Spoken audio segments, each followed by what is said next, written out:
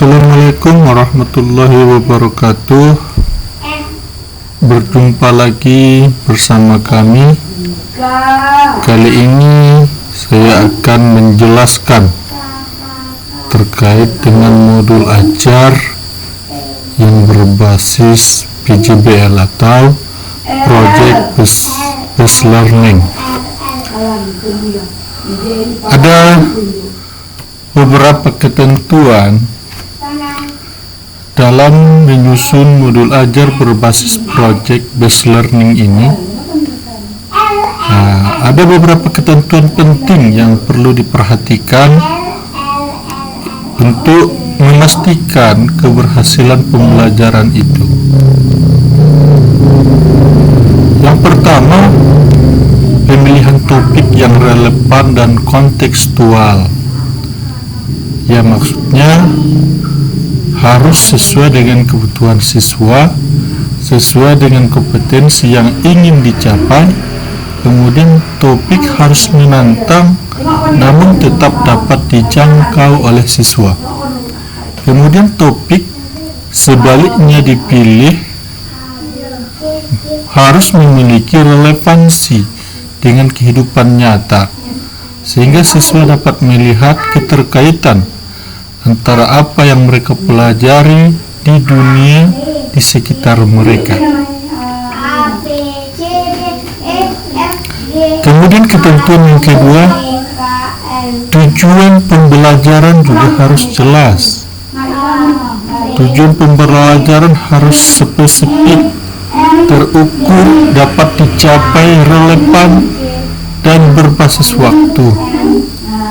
Kemudian tujuannya juga harus mencakup aspek baik kognitif, baik afektif, dan psikomotorik. Begitu juga dengan ketentuan yang ketiga, dia itu harus dalam penugasan berbasis proyek yang bermakna. Artinya siswa bisa melihat nilai atau manfaat dari proyek tersebut dalam kehidupan nyata. Kemudian proyek tersebut memungkinkan siswa untuk mengembangkan keterampilan berpikir kritis, kreatif, kolaboratif, dan komunikasi.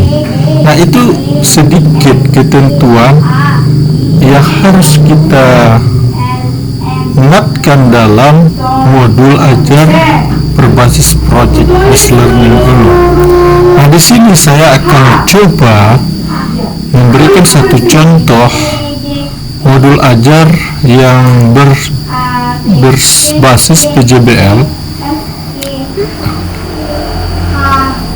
Ini juga merupakan bagian tugas saya dalam melaksanakan PPG pada lembar kerja ke-6 dalam membuat modul ajar berbasis PJBL, yang mana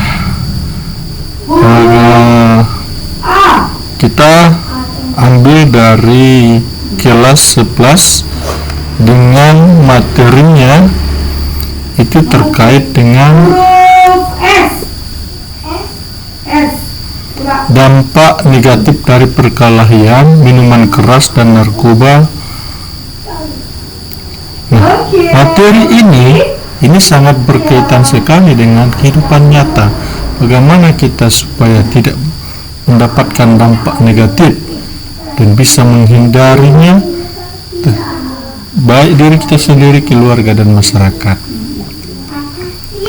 Nah, ini sedikit kerangka PJBL yang memuat ketentuan-ketentuan tadi. Yang pertama adalah topiknya. Nah, topik ini sangat menantang sekali karena ini berkaitan dengan perkelahian pelajar, minuman keras, narkoba. Di sini siswa ingin kita libatkan dalam kehidupan nyata supaya mereka tahu bahaya dari perkelahian pelajar, minuman keras, narkoba. Begitu juga dampak negatifnya. Nah, profil pelajar Pancasila dan pelajar rahmatan lil alamin yang ingin kita ambil dari materi ini adalah yang pertama, kita menginginkan mereka berakhlak mulia dengan menunjukkan sikap anti kekerasan dan menolak minuman keras serta narkoba sebagai bagian dari tanggung jawab moral. Yang kedua, bergotong royong. Kita menuntun mereka supaya bisa bekerja sama dalam menyusun proyek kampanye anti kekerasan dan narkoba di sekolah. Kemudian PPRA, yang pertama, cinta damai dan anti kekerasan dengan menyebarkan pesan perdamaian dan kasih sayang sebagai rahmat bagi seluruh alam. Kemudian yang kedua, peduli terhadap sesama. Kita melibatkan diri dalam kegiatan yang membantu teman-teman agar mereka terhindar dari perkelahian, terhindar dari minuman keras dan narkoba. Sarana dan prasarana yang dibutuhkan dalam proyek ini, yang pertama proyektor untuk presentasi, kemudian ruang kelas yang dilengkapi dengan papan tulis, akses internet dan bahan ajar tambahan, media cetak, poster untuk proyek kampanye. Adapun target yang ingin kita capai yaitu dari siswa yang berlatar belakang yang heterogen dalam hal pemahaman agama dan perilaku sosial, dan siswa yang memerlukan penguatan karakter dalam hal tanggung jawab sosial dan moral. Nah, ini adalah model pembelajaran yang kita lakukan, yaitu model project based learning atau PJBL. Pembelajaran ini yang berbasis project untuk mengajak siswa untuk melakukan riset dan mengembangkan kampanye anti perkelahian, minuman keras dan narkoba. Kompetensi intinya, siswa mampu menganalisis bahwa perkelahian, minuman keras, narkoba dan dari perspektif Islam dan kesehatan. Begitu juga dengan siswa dapat menyusun dan presentasikan proyek kampanye anti perkelahian, minuman keras dan narkoba. Begitu juga siswa menunjukkan komitmen untuk menghindari perkelahian, minuman keras dan narkoba dalam kehidupan sehari-hari. Ini KKTP. Siswa dapat menjelaskan bahaya-bahaya perkelahian, minuman keras, narkoba dengan benar. Kemudian siswa mampu membuat dan menyampaikan presentasi kampanye secara efektif. Nah, inilah pemahaman yang perlu, yang sangat bermakna bagi siswa, bagaimana mereka menghindar perkelahian, minuman keras dan narkoba adalah bentuk tanggung jawab sosial dan keimanan dalam Islam. Nah, ini sesuai dengan kehidupan nyata mereka dan begitu bermakna, dan tujuan yang dicapai ini juga sesuai ke KTP begitu jelas, sehingga untuk memantik supaya mereka lebih aktif, melibatkan secara aktif dalam pembelajaran, kita harus melakukan pertanyaan pemantik. Pertanyaan pemantik yang bisa kita lakukan, yang pertama, mengapa Islam melarang perkelahian keras dan narkoba? Kemudian, apa dampak jangka panjang dari terlibat dalam perkelahian atau menggunakan narkoba? Kemudian, bagaimana kita bisa membantu teman-teman kita untuk menjauhi perkelahian, minuman keras dan narkoba?